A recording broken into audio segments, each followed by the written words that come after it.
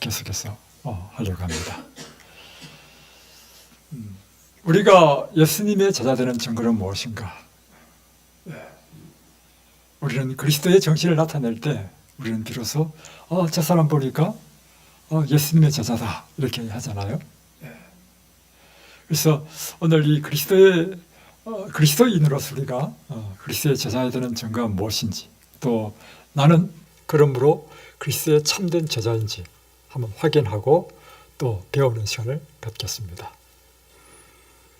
하나님의 자녀들, 특히 새로 하나님의 은혜를 의지하기 시작한 자들이 각별히 삼가해야 할 두 가지 과오가 있다.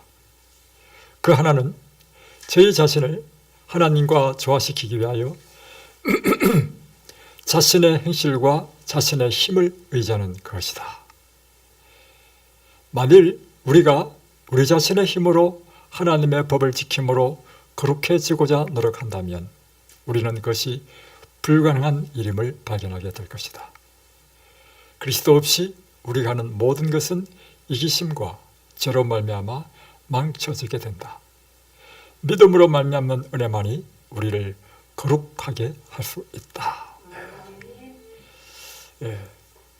이제 새롭게 하나님의 자녀가 되고 예수님의 제자의 길을 걷게 되는 사람으로서 우리가 특별히 삼가야 될 두 가지 과오 중에 하나는 무엇인가 하면, 자신의 힘으로 하나님의 법을 지키고 자신의 힘으로 거룩하게 되려고 하고 자신의 힘으로 신앙생활을 하려고 하는 모든 것, 이것이 특별히 처음 미숙한 그리스도인이 빠지기 쉬운 잘못이라는 것입니다. 성경에 보면 하나님께서 우리에게 무엇을 하라는 말씀이 많지요. 하나님의 거룩한 이거 자, 다시 해야 되겠습니다. 이걸 깜빡 잊어버리고 안 켜고 했습니다.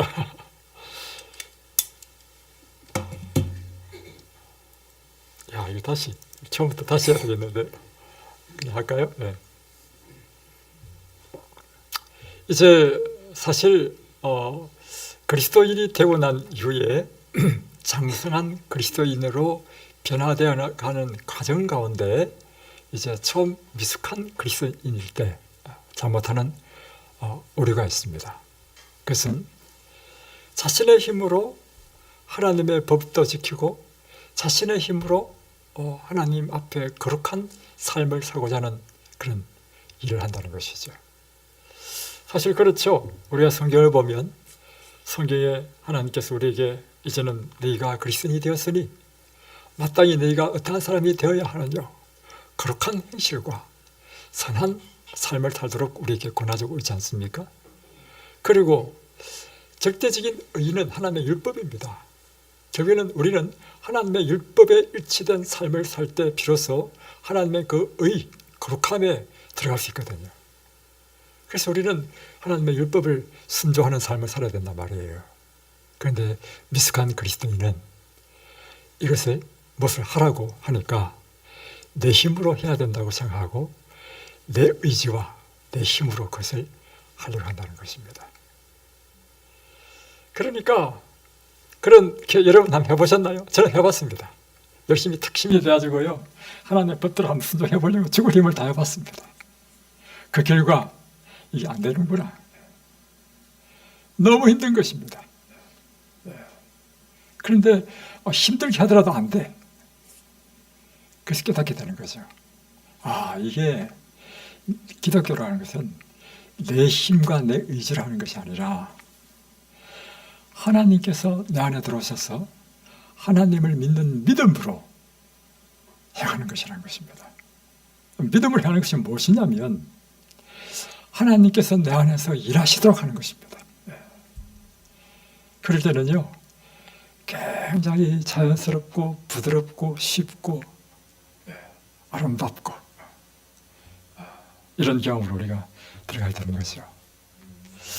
때로 이제 그런 이야기를 참 많이 들었는데, 목사님 어떻게 그런 일을 하십니까? 자기는 엄두가 안 납니다. 이제 최근에 이제 우리가 일을 함께 하는데 함께 했던 한 자노님이 저한테 그렇게 말씀하셨어요. 저는 엄두가 안 되는데 어떻게 이렇게 하십니까?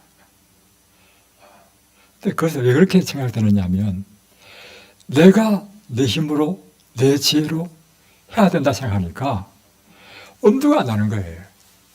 자기로서는 할 수 없는 일입니다. 근데 저는 한 번도 그렇게 생각해 본 적이 없거든요. 내가 한다고 생각한 적이 없단 말이에요. 다시 변하면 하나님께서 하라고 하셨네? 그러면 하나님께서 하라고 하셨으니까 이 말씀에 순종해야지.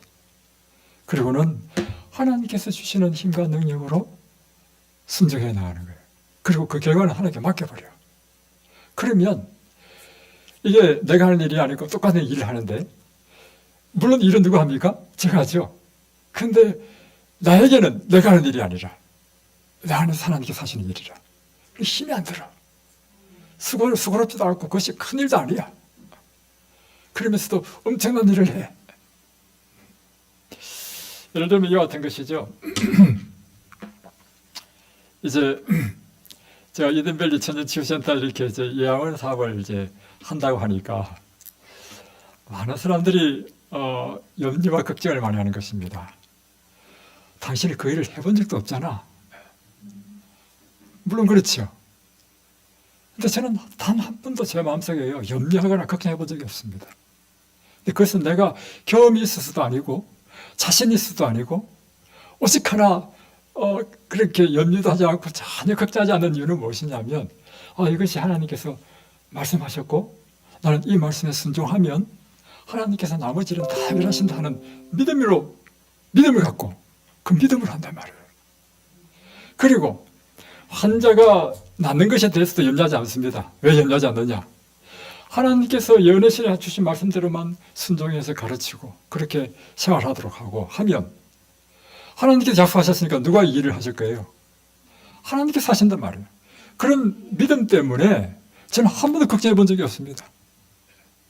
그러니까 하나님의 일을 함에 있어서 제가 힘들겠습니까? 힘들지 않겠습니까? 그래서 지금 제가 힘들게 보입니까? 힘들지 않게 보입니까?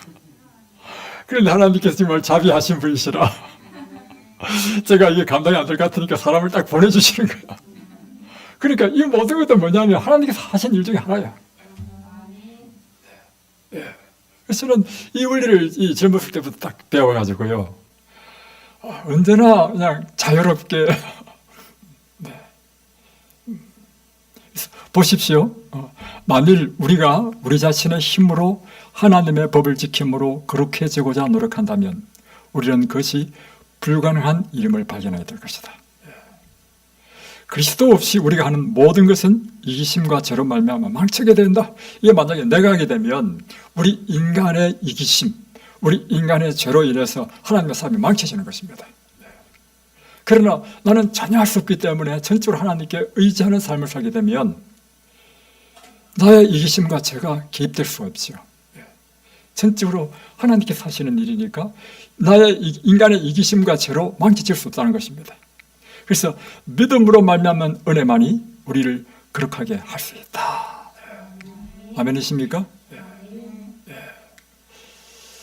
두 번째, 이제 미숙할 때 우리가 일어나는 그 과오가 있는데 그것은 뭐냐면 우리가 믿음으로 구원을 얻는다 하니까 그렇지, 믿음으로 구원을 얻지. 그러므로 우리가 뭘 먹고 뭘 안 먹고 그 사용이 없어. 아무 필요 없어. 그리고 심지어 하나님의 율법까지도 그렇게 너무 엄격하게 그렇게 지킬 필요 없어. 그건 율법주의야. 이렇게 하는 것이 바로 두 번째 잘못될 과오라는 것입니다.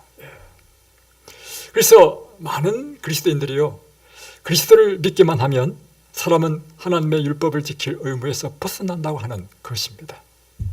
즉 오직 믿음을 통해서만 하나님의 은혜를 받을 수 있기 때문에 그것은 행위는 중요하지 않다고 생각하는 것입니다. 그들의 행위는 구원과 아무런 관계가 없다고 믿는 것입니다. 여러분, 우리의 구원은 분명히 믿음으로 구원했죠. 그럼에도 불구하고 우리 행위는 구원과 관계 있습니까? 있죠. 왜 관계 있죠? 우리의 믿음의 결과는요, 반드시 우리의 행위로 나타나기 때문에 우리의 믿음이 구원 얻는 믿음이지 구원 얻지 못한 믿음인지는 우리의 행실로 결판나기 때문입니다. 맞습니까? 예. 그래서 구원은 믿음으로 구원 얻지만 구원 얻는 사람은 반드시 일어나는 일이 있는데 구원 얻는 사람의 행실이 하나님의 율법에 순종하는 일치되는 삶으로 나타난다는 것입니다. 자, 보겠습니다. 우리의 마음이 새로워져서 하나님과 같이 될 것 같으면, 그리고 하나님의 사랑이 우리의 심령에 심겨지면 자연히 하나님의 율법에 대한 순종이 우리 생애를 통하여 나타나도록 되어 있습니다. 여러분, 믿음은 제가 정의한 바로는요, 믿음은요 하나님과 사랑에 빠지는 것입니다. 그래서 하나님과 사랑에 딱 빠지기 때문에요, 그분이 원하는 것을 하고 싶어지는 거예요. 그러니까 자연히 그분의 뜻을 따라 살고 싶어지고, 그런데 이게 만약에 이게 믿음이 이 하나님과의 사랑의 관계에 빠지지 않은 상태에서는요, 이렇게 되는 것입니다. 모든 것이 의무야. 안식일 지키는 것도 의무고, 십계명 지키는 것도 의무고, 11조 내야 되는 것도 막 의무야. 의무는요 힘듭니다. 오래 못 갑니다. 기쁨을 주지 못합니다. 그리고 이 놀라운 이 율법의 축복을 받지 못하게 만든다는 것입니다. 그렇죠? 그래서 이 사랑에 기초되어서 우리 속에서부터 우러나오는 모든 것들, 이런 것들이 우리가 하나님의 율법을 사랑하게 되고 따르게 되고 하나님께서 말씀하시면 이와 같은 것이죠. 그래서요, 저는 그런 참 신기한 경험을 했는데, 이제 레위기를 이제 청년대죠. 레위기를 읽다가 레위기 11장에서 제가 놀라운 걸 발견했습니다. 그게 뭐냐면, 제 얘기는 그래요. 난생 처음 새로운 걸 발견했는데, 육축 가운데서도 먹을 수 있는 육축과 먹지 못할 육축이 있다는 사실을 처음 알았어요. 그 당시에 청년 때. 그리고 생선도 먹을 수 있는 생선과 먹지 못할 생선이 있다는 걸 처음 알았습니다. 근데 가만히 보니까 먹지 못할 생선 가운데 보니까 비늘이 없거나 그 지느러미 없는 걸 먹지 말았단 말이에요. 근데 제가 그때 뭘 정말 좋아했냐면 추어탕을 진짜 좋아했습니다. 특별히 우리 어머님은 경상도 분이시기 때문에 추어탕 하면요, 그게 산초 향 나는 걸 탁 치면요, 막 기가 막히게 맛있어요. 얼마나 맛있는지 제가 이 목구멍에 찰 때까지 먹었단 말입니다. 근데 딱 보니까 미꾸라지 먹으면 안 돼. 근데 그 순간요, 아주 신비한 경험을 했습니다. 이게 먹고 싶은데 참는 게 아니라, 이게 하나의 말씀이네? 하는 순간, 제 이 식욕조차도 속에서부터 아예 그에 대한 뭡니까? 완전히 그냥 그 순간 딱 그에 대한 것이 없어져 버린 거예요. 그래서 우리가 하나님의 율법을 순종하고 하는 것이 내가 뭐 하고 싶은데 억지로 참는다거나 내 노력으로 하는 것이 아니라, 하나님의 영이 우리에게 들어오시면 우리 속에서부터 이렇게 하나님의 말씀을 탁 비춰지면, 저는 그렇더라고요. 어느 날 또 있다가 또 말라기 싹 보니까 11절을 내라는 거야. 그때부터 제 마음에 소원이 생겼. 그때 제가 청년이었단 말이에요. 대학교 4학년 때였단 말이에요. 제 마음에 가장 강렬한 소원은 뭐냐면, 빨리 졸업해가지고 직장 얻으면 11조 드리는 게 제 최고의 소원이었습니다. 왜냐하면 이 말씀을 딱 받는 순간 제 마음에 그런 열망이 주는 거예요. 이게 하나님 뜻이네. 그래서 드디어 제가 이제 직장을 졸업하고 직장을 가게 됐습니다. 그래서 첫 월급을 탔습니다. 저는 참 효자입니다. 그래가지고 그 당시 결혼하기 전에 우리 어머니는 이게 잘 모르실 거니까 11조를 탁 떼고 나머지 금액을 우리 어머니에 탁 드렸습니다. 그리고 이제 그날 안식일 교회 가지고 11조를 탁 드리는데 제 생애 처음으로 드린 거잖아요. 얼마나 가슴이 떨리는지. 그로부터 제가 엄청나게 축복받아가지고요, 한 번에 처음 11조에 100배를 드리게 되었습니다. 그런데도 불구하고 그 첫 번째 하나님께 드렸을 때 그 감동, 갖지 못하더라고요. 그래서 이게 금액의 다가가 중요한 게 아니고요. 정말 우리 마음의 그 사랑으로 드리는 이게 참 얼마나 귀한 것인지. 사랑의 원칙이 사람의 마음 가운데 심어지고 사람이 조물주의 형상대로 새로워지면 내 법을 너희 마음에 두고 저희 생각에 기록하리라 하신 새 언약이 성취될 것이다. 그렇죠. 우리의 법이 하나님께서 하시는 일이 뭐냐면 우리 마음판에 하나님의 법을 새겨주시는 거예요. 그러니까 우리 마음판에 새겨지니까 이것이 뭐 의무로 하는 것이 아니라 내가 원하는 것이 되어버리는 거죠. 만일 율법이 우리 마음에 새겨지면 그것이 생애를 형성하지 않을 것인가? 순종, 사랑을 하는 봉사와 충성은 제자들은 참된 증거인 것이다. 그래서 사랑을 하는 이 봉사와 이 순종은 그 사람이 정말 참된 예수님의 제자라는 증거가 된다는 것입니다. 그러므로 성경은 이렇게 말한다. 하나님을 사랑하는 것은 이것이니 우리가 그의 계명들을 지키는 것이라. 저를 언어로 하고 그의 계명을 지키지 아니하는 자는 거짓말하는 자요 진리가 그 속에 있지 아니하다. 믿음은 우리를 율법을 순종하는 일에서 면제주지 않는다. 오직 믿음을 통해서만 우리는 그리스도의 은혜를 나누어 받는다. 그리고 그 은혜가 우리로 하여금 그분의 율법을 순종할 수 있게 해준다. 원리를 딱 아시겠죠? 믿음을 통해서 하나님께서는 우리에게 은혜를 나누어 주시는 것입니다. 치유의 원리도 마찬가지입니다, 여러분. 믿음을 통해서 하나님께서 치유의 은혜를 주시는 거예요. 그래서 이 믿음은 하나님의 선물을 받는 통로가 통로. 이 믿음을 통하여 바로 같은 은혜를 나누어 주심으로 그 은혜가 우리를 하여금 하나님의 율법에 순종할 수 있는 힘과 능력을 주신다는 것이죠. 우리가 하나님의 율법을 순종함으로 구원을 얻을 수 있는 것은 아니다. 그렇죠? 우리가 구원은 무엇으로 얻습니까? 오직 믿음으로 얻는 것입니다. 여러분, 그 한번 질문해 보십시다. 왜 구원은 오직 믿음으로밖에 구원을 얻을 수 없지요? 왜 율법을 순종하는 그 행위로는 구원을 얻을 수 없을까요? 그 이유는 이것입니다. 하나님께서 요구하시는 그 구원의 표준은 완전한 의인데요. 이 완전한 의는 인간의 어떠한 죽을 노력을 다하고 힘을 한다 하더라도 하나님이 요구하시는 그 의의 표준에 결코 도달할 수 없기 때문입니다. 이 의의 표준은 오직 한 가지 방법, 바로 예수님께서 이루신 그 의만이 이 의를 충족시킬 수 있어요. 그래서 우리는 그 믿음으로 예수님의 의를 받음으로 구원을 이룬다는 것입니다. 그렇다면 이 율법을 행하는 행함이 필요 없는가? 그건 아니죠. 제가 드리는 초점은 무엇인가 하면 구원이라는 것을 생각해 볼 때 구원이 요구하는 의의 표준은요, 우리 인간의 행위에 어떤 행위라도요 채울 수 없다는 것입니다, 여러분. 오직 하나, 그것은 예수님의 완전한 의만이 이 구원의 의의 표준을 충족시킬 수 있다는 것입니다.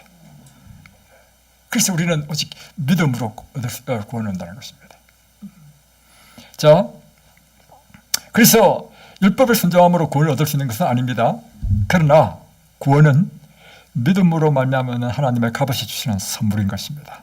그러나 순종은 바로 이 믿음의 열매를 하는 것입니다.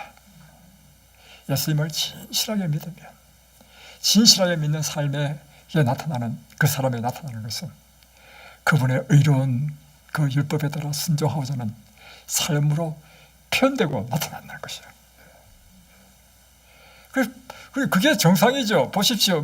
예수를 믿는다고 하는데 딱 지켜보니까 행실은 전혀 변함이 없어. 너무 답답하고 가슴 아픈 것은 예수 믿는 사람다고 하는데 이야기 들어보니까 행패를 부리고 신경질을 부리고 그 이야기 딱 들었을 때 정말 가슴이 아팠습니다. 그럼 그가 몇십 년 동안 예수 믿은 게 뭡니까? 예수 믿었다는 게 뭐예요? 그렇다면 우리의 삶에 아무런 변화가 없다면 그런 사람이 구원 얻겠습니까, 여러분?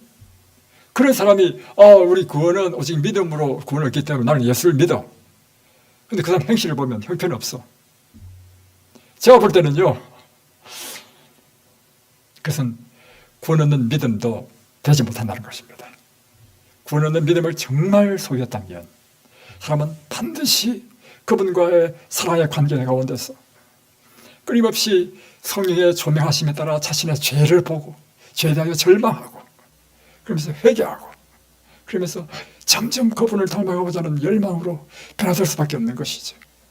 그게 신앙의 기본적인 틀이에요, 틀. 그래서 여러분, 너무나 많은 사람들이 예수를 잘못 믿는 사람이 참 많습니다. 그런 면에 있어서.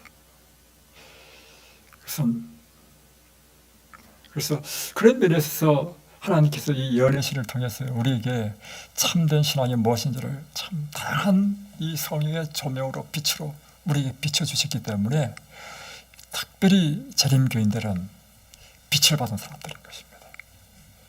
그래서 요즘은 또 하도 재림교인 가운데서도 날라리가 많아가지고 그렇지 않은데 정말 진실하게 이 재림교회 기를 들어 살면요, 재림교인은 이 세상의 다른 교인들과 완전히 다릅니다.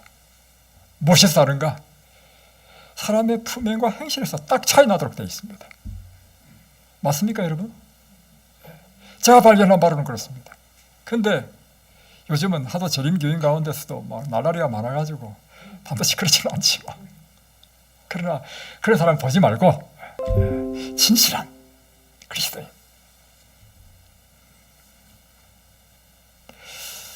그가 우리 죄를 없이 하려고 나타내신 바 된 것을 너희가 아나니 그에게는 죄가 없느니라.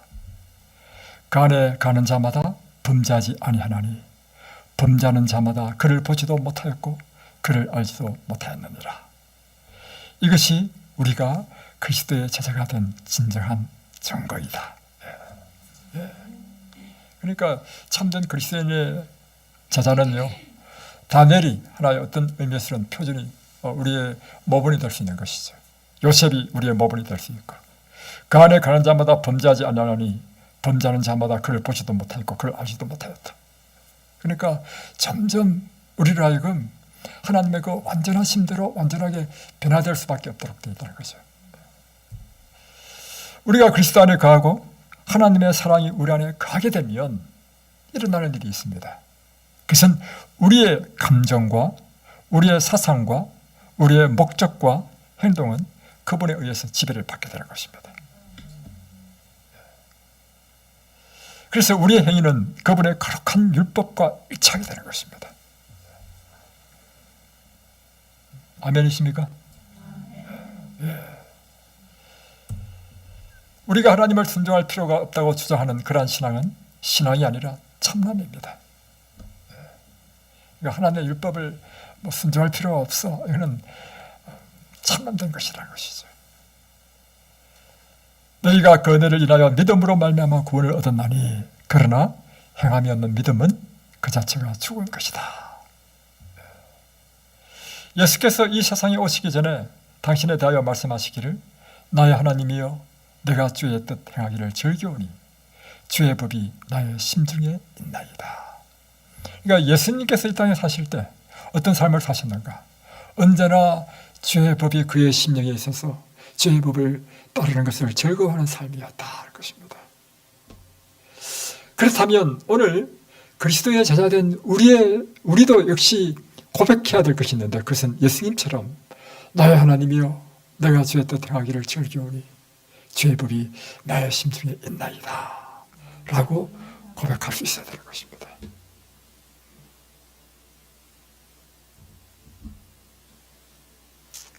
예수께서는 지상생애를 마치고 하늘로 돌아가시기 전에 내가 아버지의 계명을 지켜 그의 사랑 안에 거한다고 하셨다.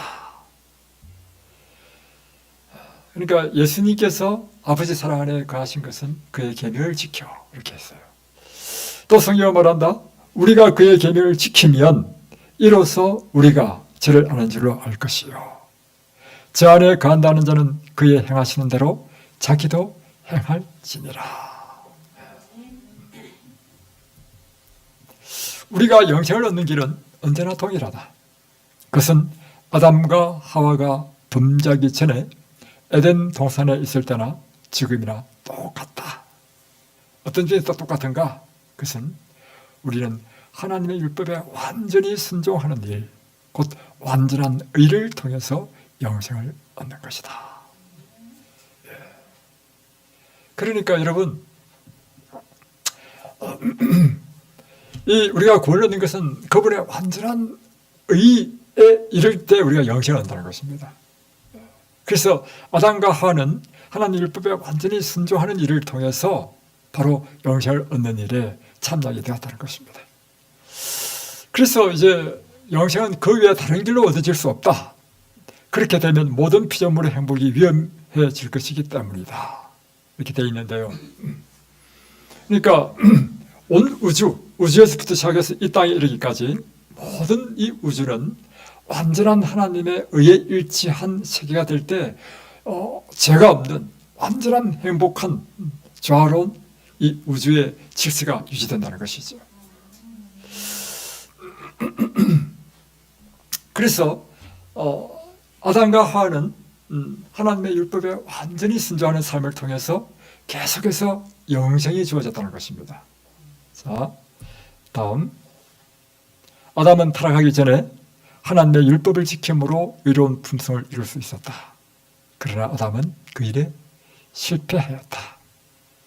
그의 범죄로 인하여 우리의 본성은 타락되어서 우리는 스스로의 힘으로는 이룰 수 없게 되었다.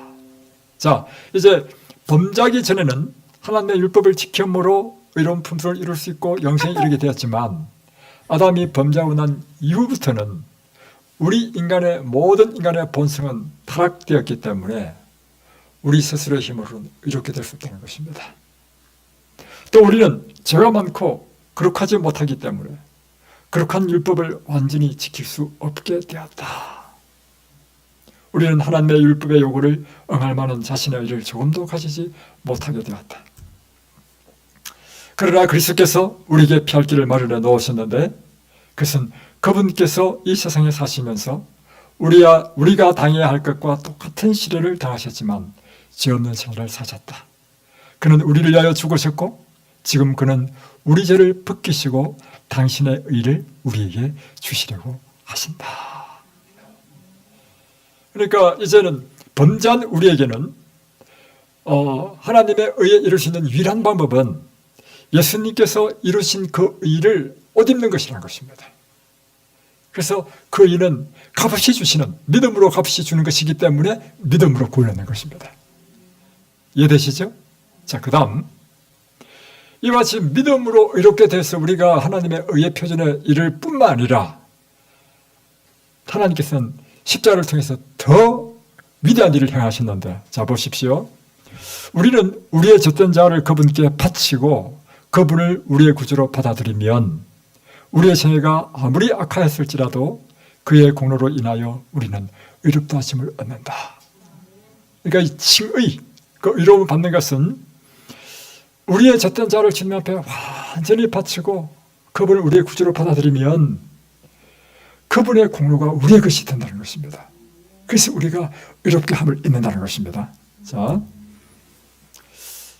그리스도의 품성이 그들의 품성을 대신하게 되고 그들은 죄를 도무지 범하지 않는 것처럼 하나님 앞에 받아들이게 된다. 이게 칭의의 경험입니다. 그래서 도무지 죄를 범하지 않는 것처럼 완전한 의를 입혀주신다는 것이죠.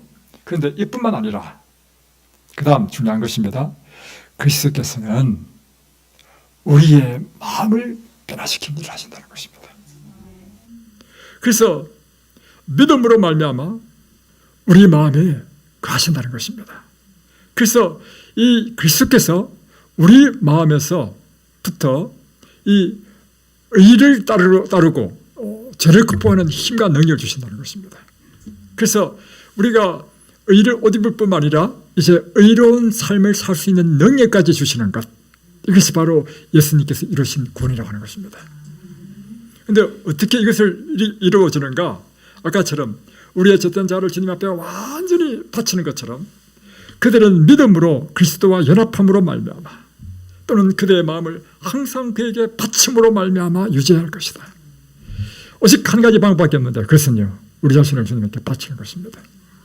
우리 자신의 마음을 전적으로 바칠 때 우리 심령에 그리스도께서 이제 들어오시고 그리스도께서 우리를 위해서 일을 하실 수 있는 거죠. 그런데 내가 지금 나 자신으로 똘똘 뭉쳐있고 내가 내 자신의 주인이 되고 이렇게 있으면 예수님께서 우리 안에 들어오실 수 있습니까? 우리 안에서 역사하실 수 있습니까? 그래서 우리는 주님께 바쳐야 되는 이유가 뭐냐면, 또 바치라는 것도요, 뭐 좋은 걸 바치라는 게 아니고 우리 잿던 걸 바치라는 것입니다, 여러분. 아까워하지 마십시오.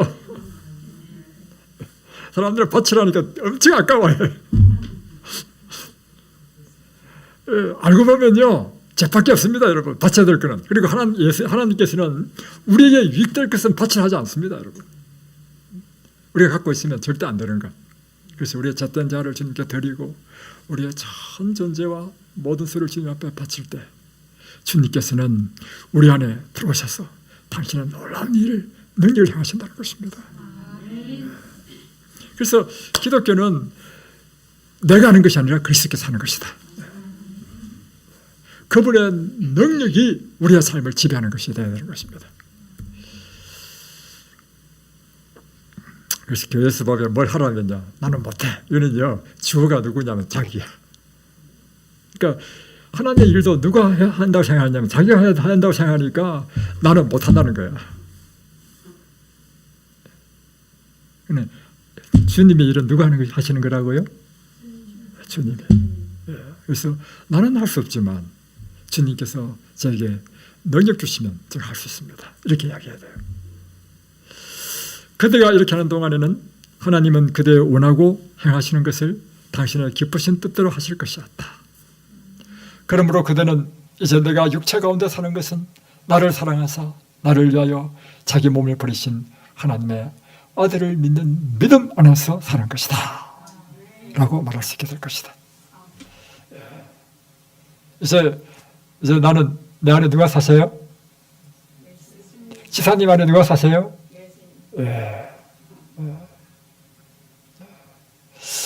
내 안에 예수님이 사시면 뭐 우울증이 있을까요? 내 안에 예수님께서 사시면 염려 걱정을 그렇게 막 심하게 할까요? 그러니까 쉽게 표현하면 이게, 여러분, 그래서 기독교는 완전히 믿음으로 사는 것입니다. 병자의 치료의 원리도 똑같아요. 다시 표현하면 내 병도 내가 나서려고 하면요, 그때부터 스트레스 받고 막 내가 막 영양가를 다 분석해야 되고 뭐 어디는 무엇이 좋고 엄청 피곤해지고요, 병도 안 낫습니다.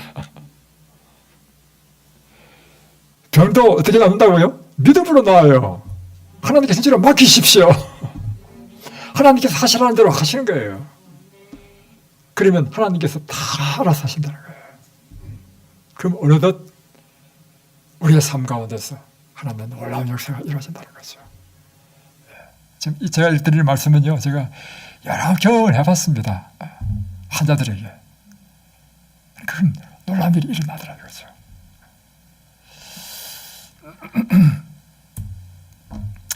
그래야 하나님께서, 그리스도께서 그들의 마음 가운데 역사하시면 그들은 같은 정신을 나타낼 것이며 또한 같은 행실, 의와 순종의 행실을 행하게 될 것이다. 그러므로 우리는 아무 자랑할 것이 없다. 우리는 스스로 높일 까닭이 없다. 우리의 희망의 유일한 근거는 우리에게 입혀주신 그리스도의 의에 있고 또한 우리 속에서 우리를 통하여 역사하시는 성령으로 말미암아 이루어진 선행에만 있는 것이다. 그렇죠? 그래서 우리는 사실은 자랑할 게 아무것도 없어요. 왜냐하면 입혀주신 것도 예수님의 의를 제가 입은 것이니까 이것도 받은 바 선물이죠. 그리고 우리 자신의 젖된 것을 주님께 바치니까 주님께서 우리 안에 들어오셔서 우리 속에서 성령으로 말미암아 역사하셔서 내 삶을 변화시키고 나로 하여금 선한 일을 하게 하고 나로 하여금 하나님의 계명을 순종하는 삶을 살게 하고, 하지만 누가 한 거예요? 예수님이 한 것이죠. 그러니까 내가 했다고 할 수 있는 자랑할 게 있나요? 없죠. 바로 그렇습니다. 우리가 신앙이라고 말할 때 잊어서는 안 될 구별할 것이 있다. 그것은 신앙과는 전혀 다른 일종의 믿음이 있는데, 그것은 하나님의 존재와 능력, 하나님의 말씀의 참됨은 사단과 그의 부하인 악한 천사들도 마음속으로는 부인할 수 없는 사실이다. 그러니까 사단도 뭘 인정하느냐 하면 하나님의 존재 인정하고 하나님의 능력 인정하고 하나님의 말씀은 참되다는 거 다 인정한다는 것입니다. 그래서 성경에 보면 귀신들도 믿고 듣느니라고 하였다. 그런데 이것은 신앙이 아니다. 왜 신앙이 아니냐? 단지 인정할 뿐이지 사단이 하지 못하는 게 있습니다. 뭘 하지 못합니까? 사단은 자신을 바치지 않는다는 것입니다. 그러니까 보십시오. 하나님의 말씀을 믿을 뿐만 아니라 의지를 하나님께 바치는 것, 즉 마음을 하나님께 바치고 애정을 하나님께 두는 것이 바로 참된 신앙이라는 것입니다. 그러므로 거꾸로 표현하면 우리가 하나님의 그분 위대하신 그분 내가 믿죠. 그분의 능력, 놀라운 능력을 갖고 있죠. 그분의 말씀은 다 참되죠. 다 인정하지만 내 삶의 주인은 아직도 내야. 내 마음을 하나님께 바치지 않았어. 그렇다면 이 사람은 누구의 신앙과 똑같은 것입니까? 사단 마귀의 신앙과 똑같은 것입니다, 여러분. 그래서 여러분, 이 궁극적으로 이 참된 신앙은 우리 자신의 의지를 하나님께 전적으로 바칠 때만 비로소 신앙이 시작되는 것입니다. 신앙은 사랑으로 행하고 심령을 성결하게 만든다. 이 신앙으로 말미암아 마음이 새로워져서 하나님의 형상으로 변화되는 것이다.